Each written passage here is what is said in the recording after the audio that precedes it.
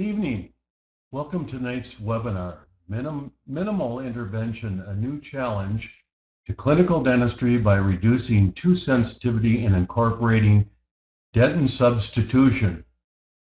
My name is Frank Milner. I live in St. Paul, Minnesota. I've been a dentist for almost 41 years, and I see we have people from all over the world, which is typical for webinars, but tonight we have over 600 people listening in. So I hope you can understand it.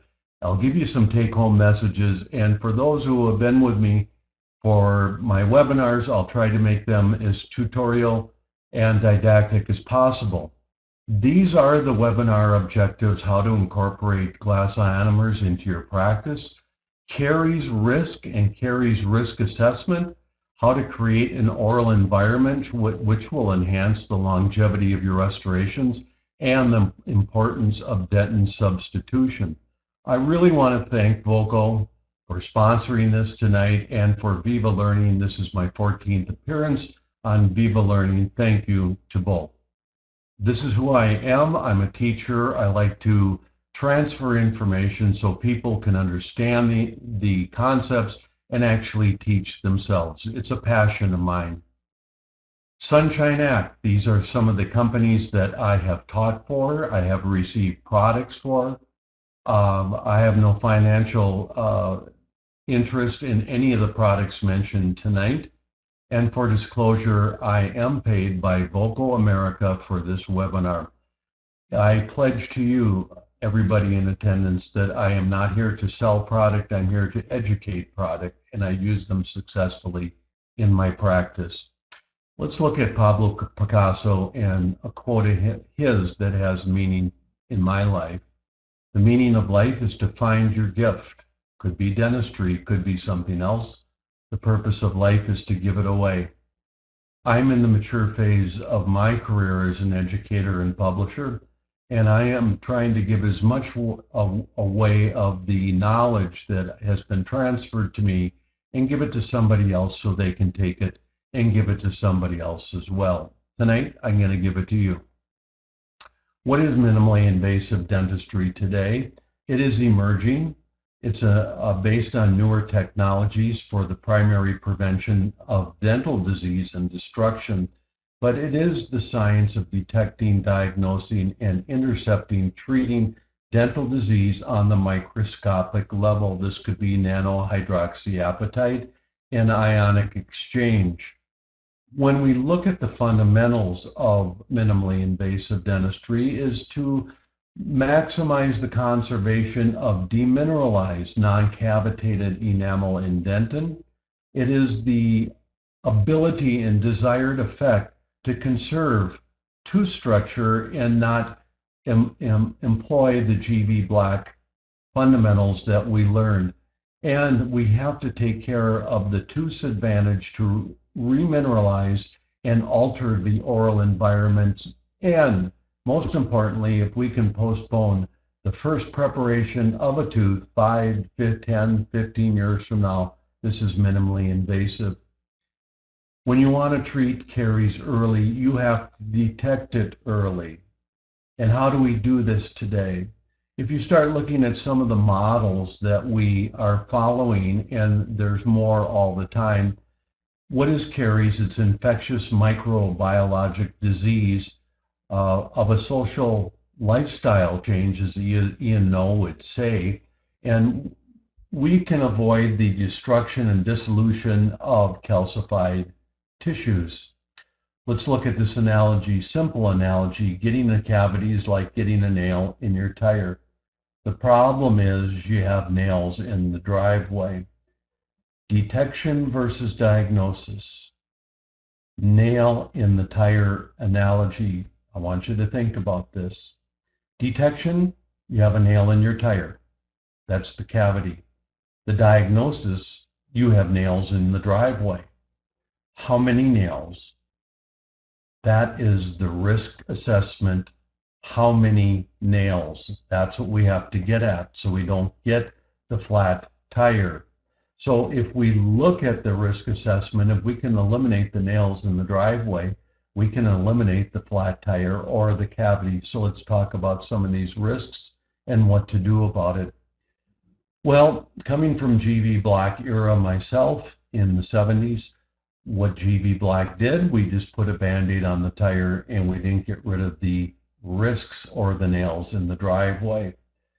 We would see the same thing over and over again, more flat tires, until there were no tires. What is our treatment plan? What should we do to prevent the nails in the tire and get the cavities? We enhance nature through the science more than fluoride therapy that we once knew. It's the modern medical approach to the management of the decay by treating the cause, not the symptoms of it. It's multifactorial. Some of the review things that we see on the risk factors today, but I will show you where I'm going to concentrate here are in the sick saliva to get at the strep mutans and lactobacillus. And we should have a healthy saliva. How do we get these chemicals down to the tooth interface where the pellicle is, so we can buffer and keep things from becoming cavitated? First, we need to establish risk. If we look at risk assessment from the ADA's website, and this is something you can convey to your patients and your staff, if you have no decay in the last year, you have low risk. 2 cavities, 1 to 2 in the last year, moderate risk. 2 or more cavities in the last year, you're high risk, and if you have rampant decay, you are extreme risk. We should call a timeout and talk to our staff and our patients on what to do. With minimally invasive dentistry, the risk is to the materials and not to the tooth. We can repair. This is the gold standard of our time. Today is the ability to repair and keep the tooth vital. Let's look at demineralization over time and what it takes to become cavitated. In the upper quadrant here, this is cavitation. So all along in this point, we've had a chemical imbalance, a pH imbalance, and what did we do about that? Are we treating this like a physician, or do we go up here like a surgeon?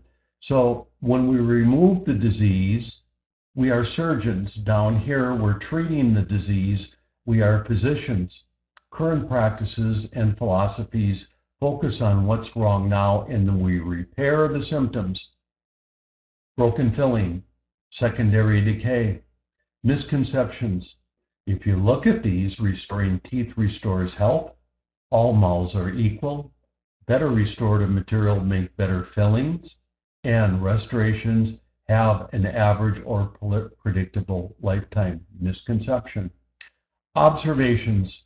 Not all patients have similar success rates despite similar treatments. Similar restorations behave differently in different mouths. Now, these are the good ones. Good restorations fail in a less than ideal environment, and less than ideal restorations can last a long time in a good oral environment. You cannot treat it until you diagnose it. Let's look at CSI and take apart things and what happened here. Here we have cavities. But you know what? It's too late. It's already got the nail in the tire. We should have been treating this before we got the cavities. If you look at Featherstone here, and I'm going to start throwing some acknowledgement to Brian Novy and others before me, Ian No, Tim Rainey, Graham Milicic, people that understand this a lot better than I do about caries management by risk assessment. These are the balance with pH strategies to go from health to disease, demineralization to remineralization. It is pH driven. So what should you learn? pH is the most important part of cavities. If the mouth is acidic, you can't remineralize. This is where I'm going to go in this section before we get into glass ionomers. The 4 measurements we care about, I don't have to read them to you, but really as we drop down and the pH becomes more acidic, things can dissolve. Hydroxyapatite, fluorapatite.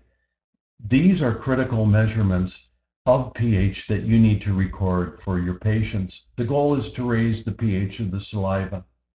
The goal is to raise the pH of the plaque. The goal is to provide the necessary ions to shift the crystalline formation into remineralization, calcium phosphate, whether it's nanohydroxyapatite, whether you're going to use xylitol as a driver into this, or if you use amorphous calcium phosphate, you have to have a strategy. And if the mouth is acidic, you can't remineralize. How do you do it? You test the saliva with litmus paper. And it's an easy one because we took chemistry in college and we carried on into our graduate studies about acid-base reactions. And either you can get a Dixie cup, you can have the patient spit into it, buy litmus paper at Walmart online. You can buy GC America saliva check. Whatever you do, you need some way to test it.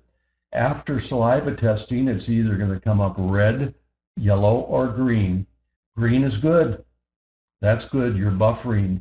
Yellow and red are caution. Stop. Something's wrong. Preventative action is recommended because you have acidic plaque causing demineralization, destruction of the hydroxyapatite, leading to the nail in the tire. Now let's look back at our diagram today that we once saw. Before, we were looking at it from a surgical standpoint, GB black up here. Now, early diagnosis means risk assessment, assessment activity, correction of the pH imbalance, remineralization strategies, and treating the patients as physicians of the oral cavities, not waiting for surgical treatment. We become physicians.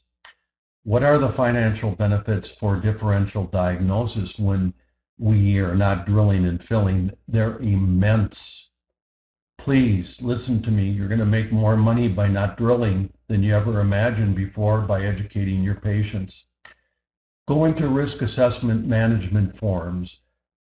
Get the strategies, show the patients, give them copies, do something to have a caries client coordinator in your office to call the patients and make sure they understand what has been said, what has been recommended to get them out of risk categories today.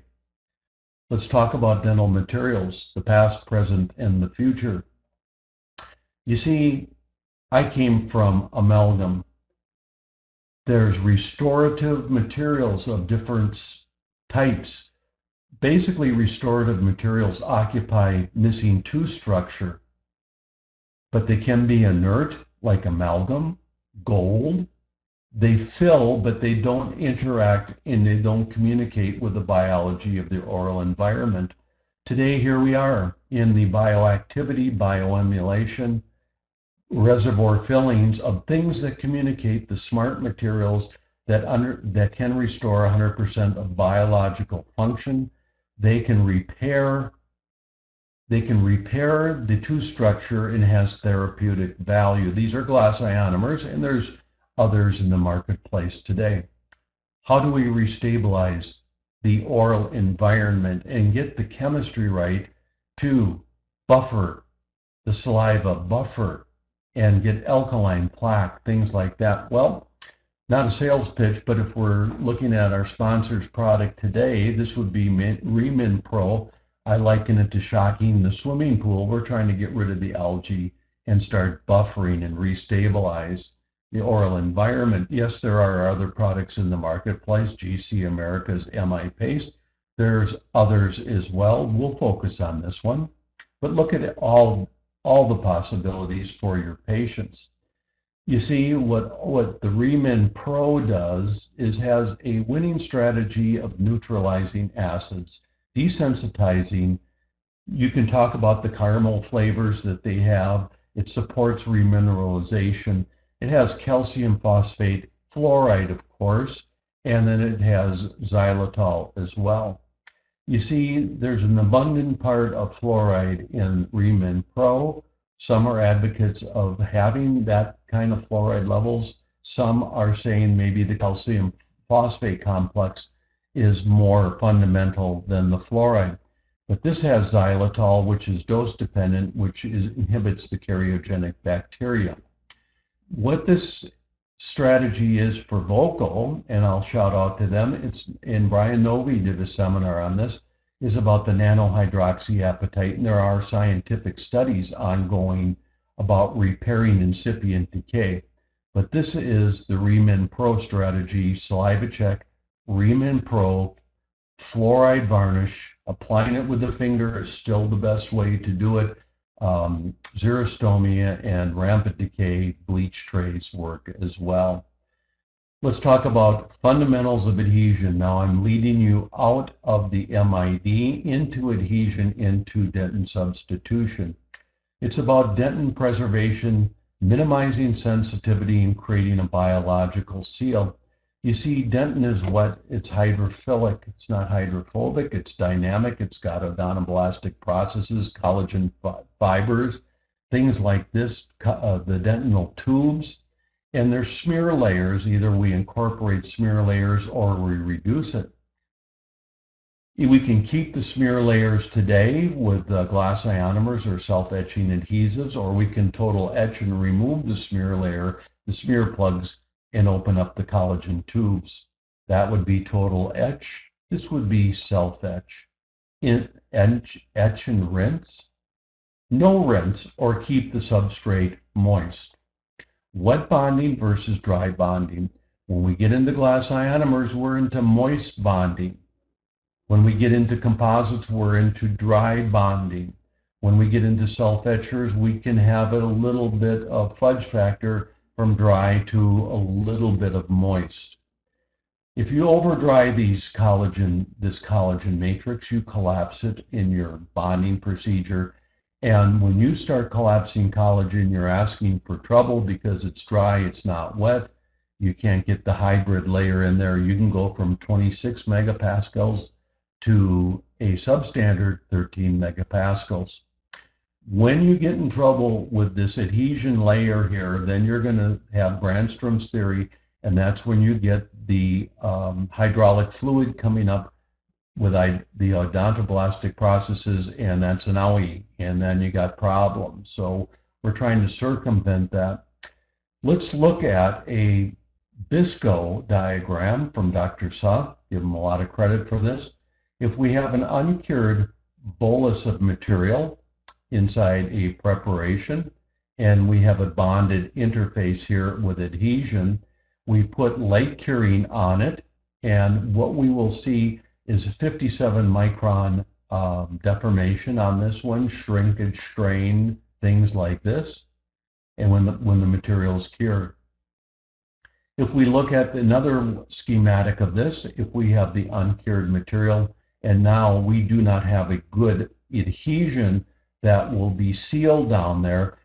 This is why glass ionomers are good, because you can get an adhesive liftoff of 102 microns, stimulating the odontoblastic processes, and you have sensitivity issues.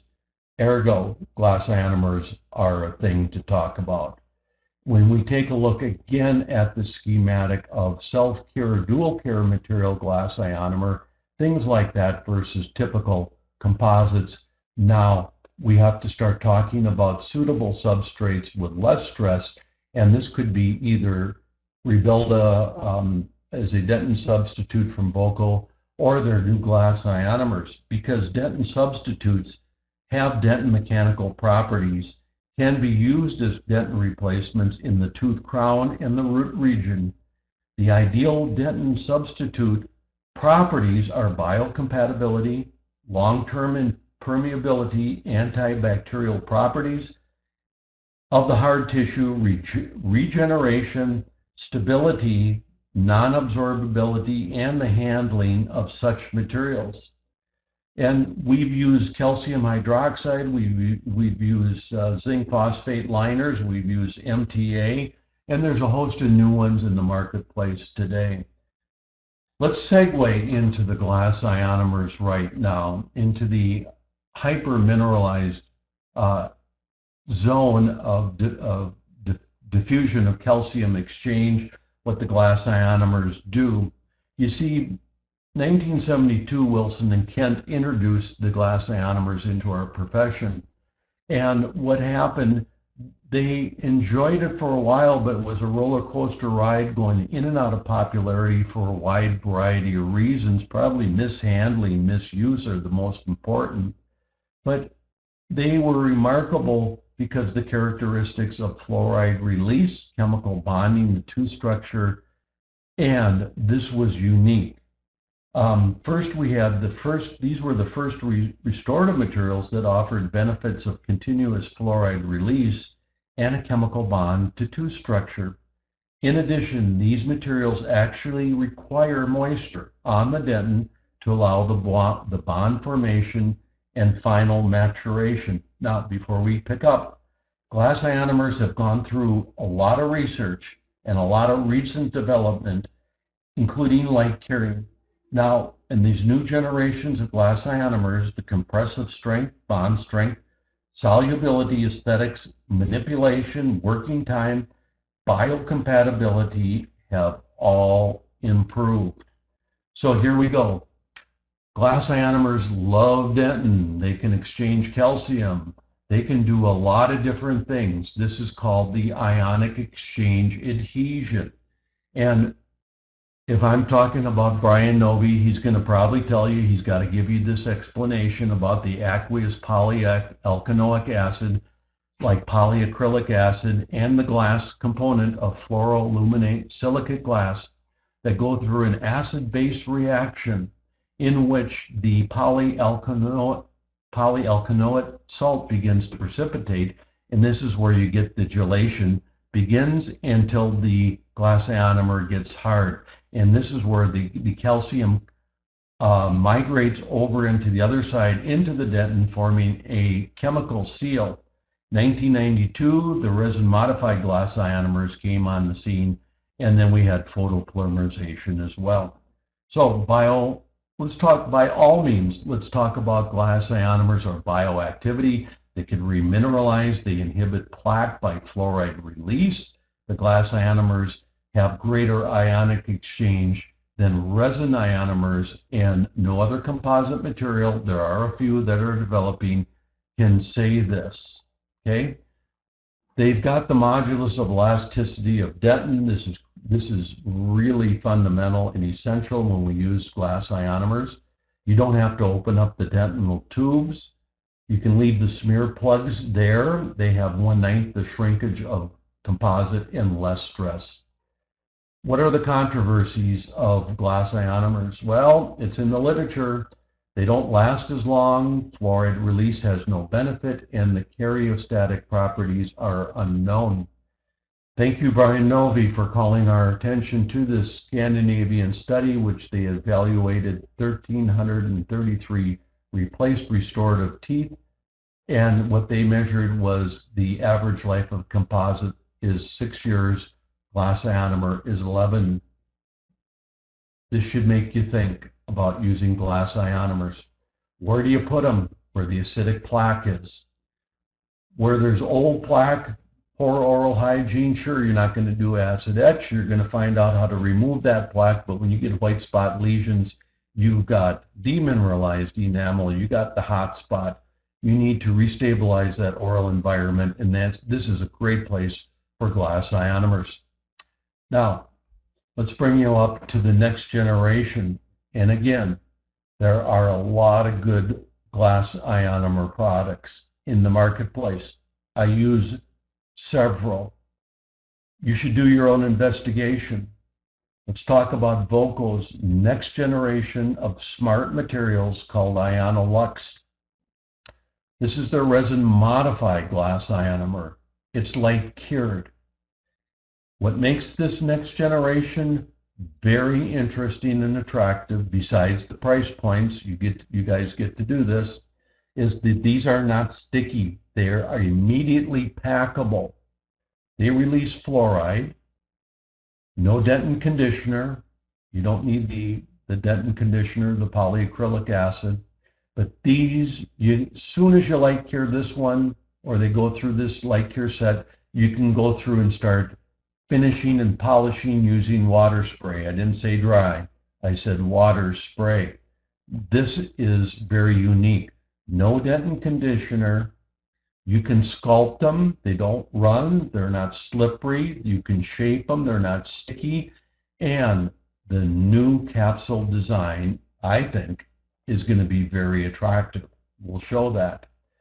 The sandwich technique. We can't talk about glass ionomers until we talk about sandwiches. You know this. Whether you're using the glass ionomer liner, um, uh, Fuji LC, Fuji lining LC, or of your choice, is that you seal the dentin and then you can put your dentin replacement, ideal dentin replacement, bulk filling with glass ionomer, and then a sandwich technique on the top using an enamel equivalent to replicate the enamel of the tooth. The glass ionomer or the bulk fill glass ionomer replicates the dentin characteristics. With the Ionolux, which is light cured, the available shades are a simple palette of A1, A2, A3, A35. Why? That's dentin. A B1 for a lighter tooth, perhaps. But this is, you don't need more shades than this. This is easy to understand. If you take a look at their pure glass ionomer, Ionostar Molar, this is self-cure, dual cure, not light cure.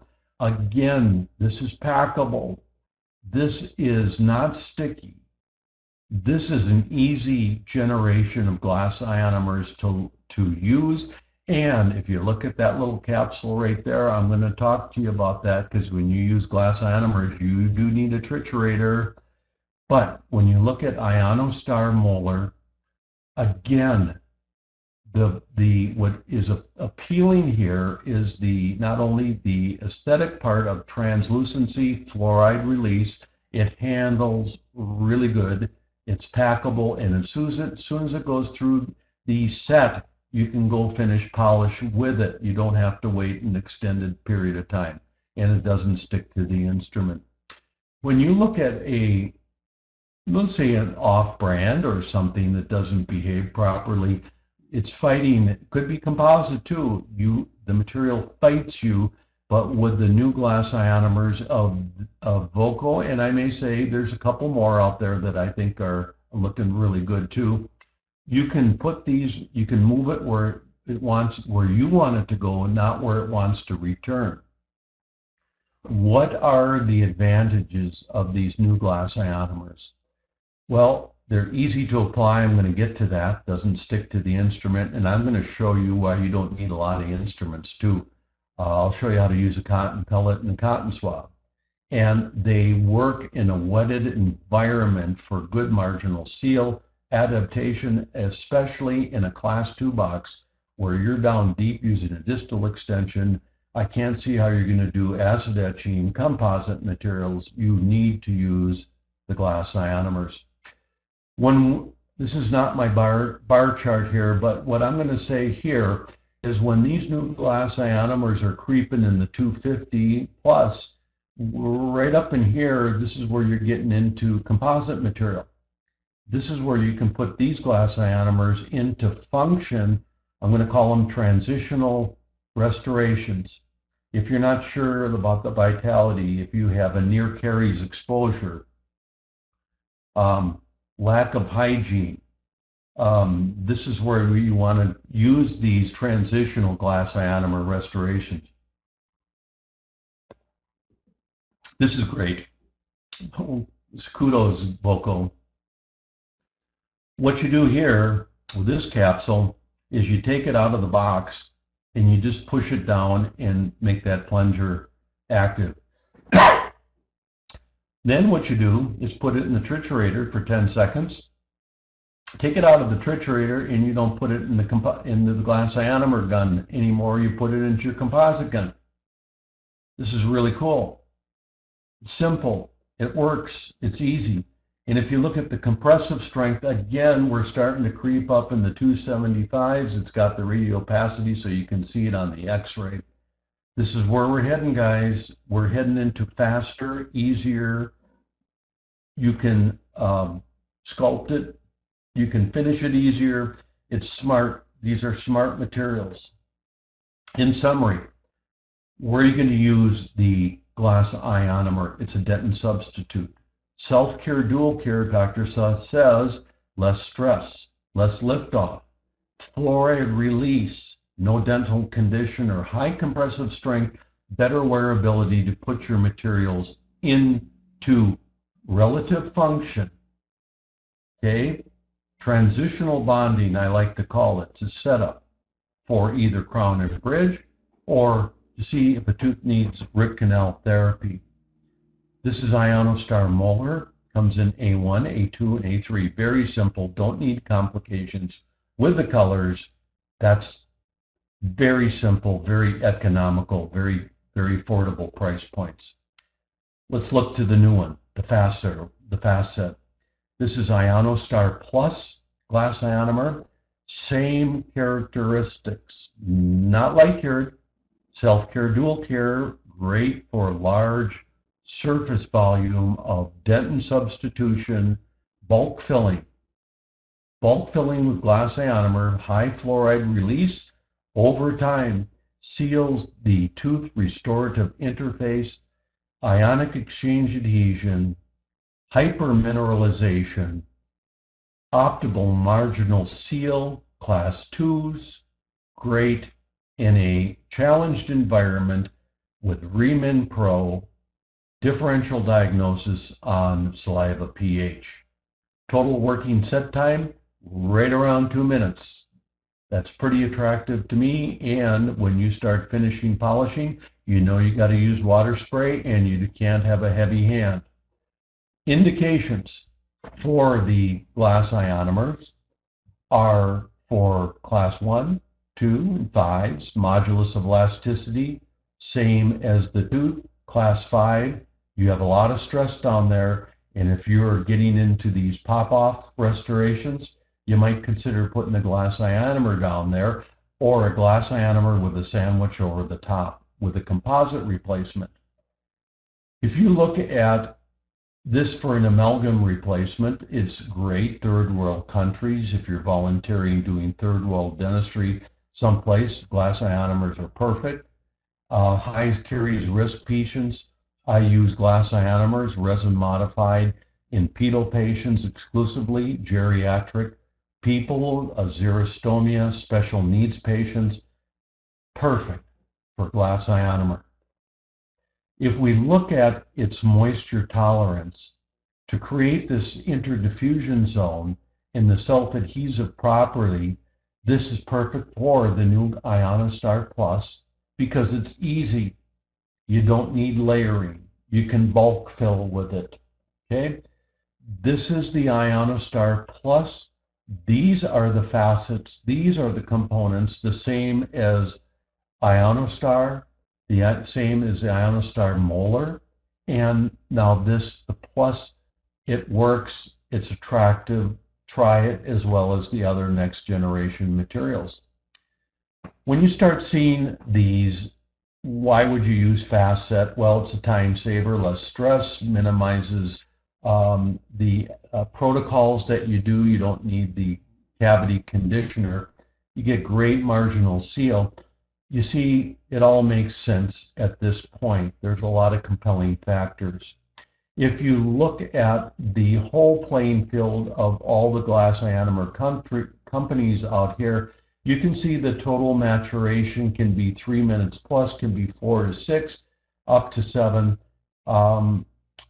You got to wait for it to set before you finish it. That's the point, and this certainly looks favorably compared to others for a shorter set time. Technical data, again, you got 245 on the megapascals. You're creeping close to 300. The radiopacity is good. The set time is good. Everything's lining up really good. The ivory towers of GV Black are now challenged by the glass ionomers in our era of smart materials and to bioactivity, bioemulation, reservoir fillings. It's all here. In summary, we're going to use this for the same reasons that we use the other one for bioactivity, It is a smart material with no dent and conditioner or adhesive used. It's ideal for compromised environments. It comes in A1, A2, A3 as well. If you want to look at now what in this portion of what I've done, I'm going to show you what I've learned. And the learning curve took me a long time to figure this out. And if I teach you glass ionomers in a workshop at your academy, your national organization, state, whatever, I'm going to show you what I call tips and techniques to save you time.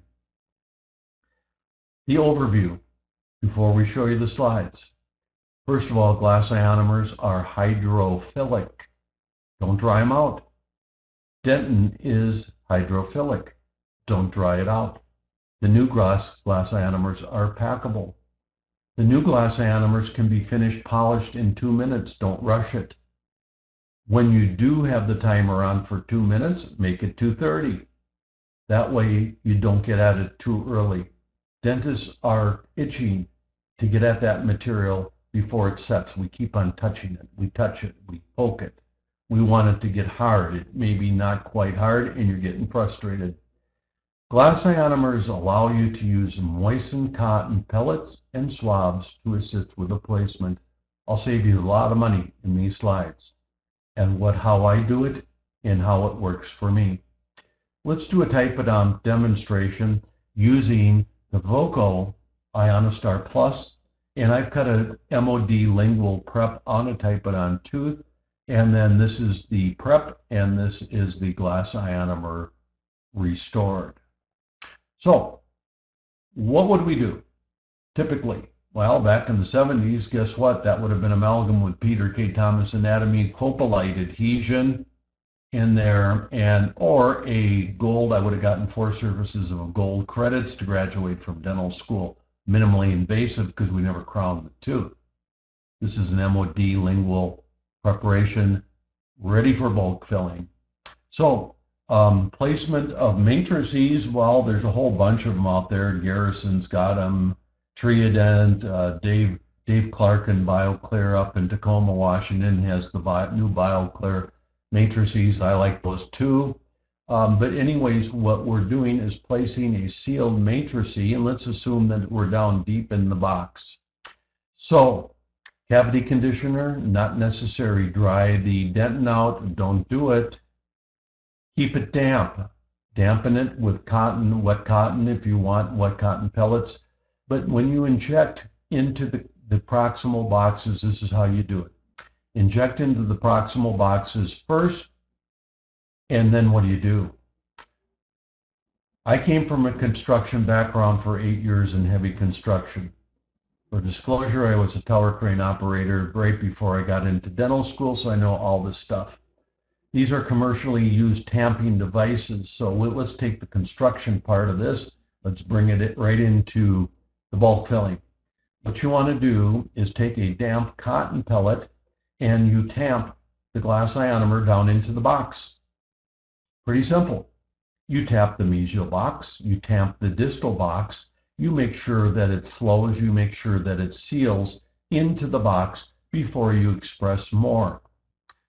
Now, then you're going to inject some more Ionostar Plus into almost the final preparation volume, and now with a dampened cotton pellet you're going to start going from the central fossa, triangulating up to the marginal ridges, removing excess material buccolingually while the material is going through a set. What you're doing is displacing the excess volume of this. You don't need instruments to do this. Use this technique, and then you swipe it away, grab a new cotton pellet. If this one gets full of glass ionomer, just start doing it, swiping to get rid of the material. Now, use a wet cotton swab, tamping, tamping, tamping, and what you do is now you're tamping everything into the occlusal, down into the marginal ridges. Use the cotton swab as a contact former. As this is starting to go through its set, you are tamping and integrating without any voids or places that aren't filled. This is what you do.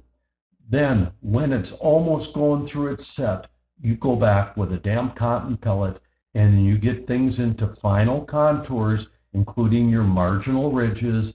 Then you can take an explorer and just feather the marginal ridges where it goes right into the matrice and form your marginal ridge. This is super. Try it on for size. Hopefully you'll thank me for this. And you can see this on the cotton pellet. Your assistant can give you a new one whenever you want it. And now you just push on it, you push on it, you get your marginal ridges, you get it real firm, you get tight contacts, you let it go through the set, the auto cure, self care, and then you remove the matrices. And I will bet you that before you take your egg-shaped carbide burrs with very light touch, you have hardly anything to do. And again, final contour with the swab, tamping, tamping, tamping. Don't have to remove a lot of material. Don't want to do that, okay? Or another way to remove excess material is to use a clockwise rotation of the swab going across the occlusal preparation. And when you do that, you're actually like a little plow, like a snow plow, you're pushing the material ahead of the cotton swab, and then you can just take it off with a cotton pellet. I hope you like that technique. Verify everything you need on that occlusal fossa and your marginal ridges. Do you have enough material? If you don't, you better put a little bit more on there, maybe about a 5% overbuild. So going through the systematic, sequential, logical, predictable, stress-free polishing, finishing with cotton after cotton techniques, what do? You don't need much material finishing and polishing. Whatever you touch it with, make sure you have water spray. Now there's a host of materials, polishers that you can use. We can talk about Demanto from Voco. We can talk about One Gloss from Shofu. We can talk about Shape and Shine from Clinician's Choice in Canada. There's a lot of good ones out there. Let's talk about Demanto. Demanto is good. I like it. It works. It doesn't leave colored debris any place on the glass ionomer.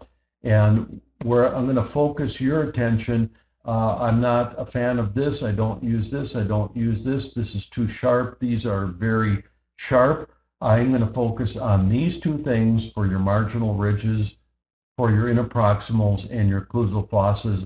This is my personal preference, is a flame instrument.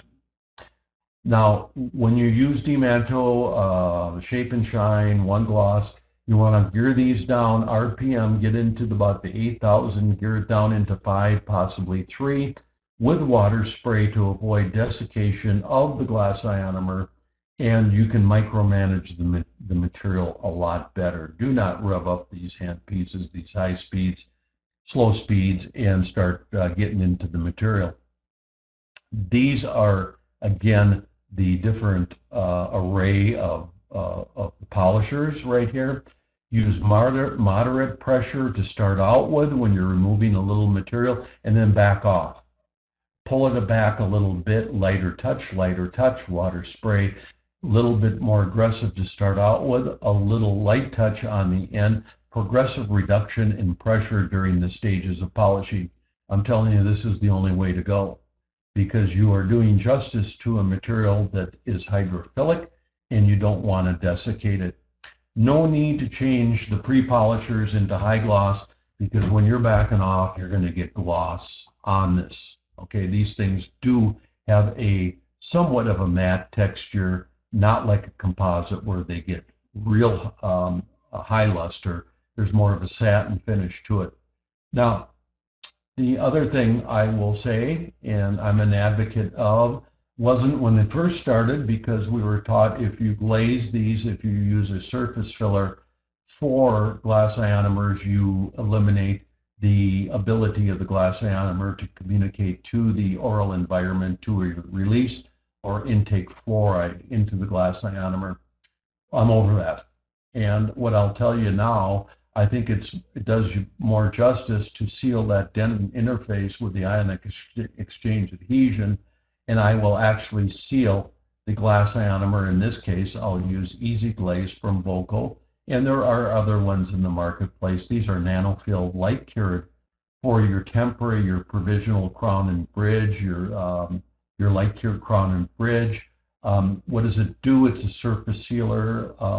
It prevents a little wear and tear in the first year, and I think it adds a little bit more predictability to the surface and adds longevity. So in other words, this is a protective covering for the glass ionomers for your crown and bridge material. And I did say that when you do this, that you shouldn't have too much of the liquid on your brush, whether you use a Bend-A-Brush, micro brush. I like a Bend-A-Brush, but I don't like to soak it in the material. I like to incrementally wet the brush like a painter and start brushing the material, let it soak in, and then what you get is a cured surface. Check the occlusion first before you do the glazing. Does make sense. So, advantages of Easy Glaze. Well, it's very easy to use. It's not colored. It's not going to turn the glass ionomer yellow. It's not going to turn your crown and bridge material yellow. It's a nano composite material. It works great with Ionostar Molar and Ionostar Plus, and it protects against moisture and dehydration immediately. It's a sealer after the filling placement. And it has a natural gloss, so your patients may rub their tongue over it with greater ease. So, before we get into questions, let's talk about Fernand Point.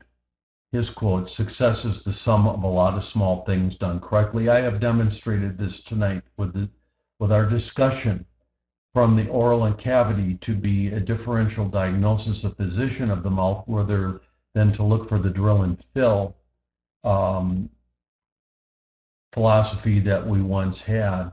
What did I say? I said, test the saliva, look at the risk assessment, nails in the tire, nails in the driveway. Educate the patients about minimally invasive dentistry, change the ecosystem, get it into a more favorable pH so patients can buffer. Fluoride varnishes, MI paste, Remen Pro, baking soda toothpaste, fluoride varnishes 3 to 4 times a year. Do that and you can reduce the risk assessment on this.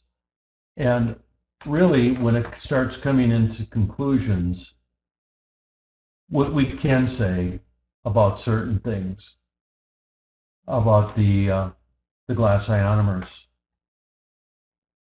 We are all certainly better equipped now to fulfill the oath that we've taken as dentists. I did in 1976, which simply stated means that we stated we wanted to preserve our patients' health and dentition.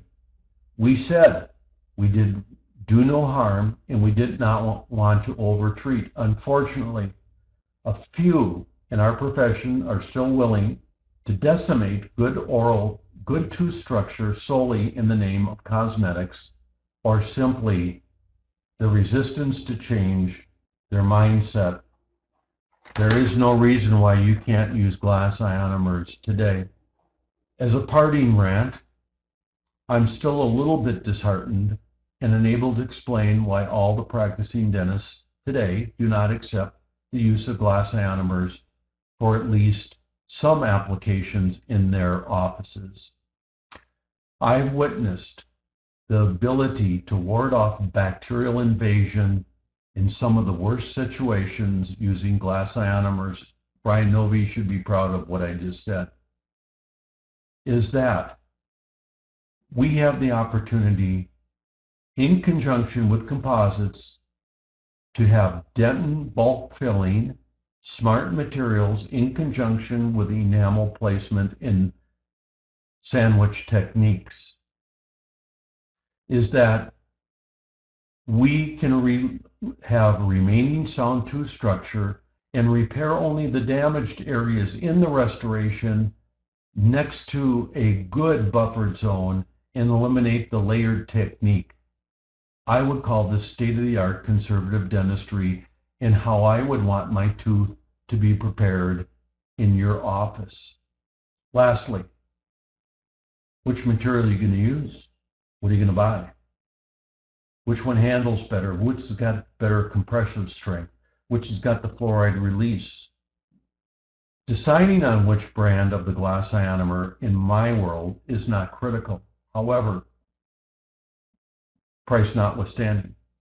However, understanding the basic differences in physical property, chemistry, and clinical advantages or disadvantages, and then consciously selecting the best material for the situation is my creed. That's philosophical. I've learned a lot about glass ionomers. I understand a lot about the glass ionomers. So let's go to some questions.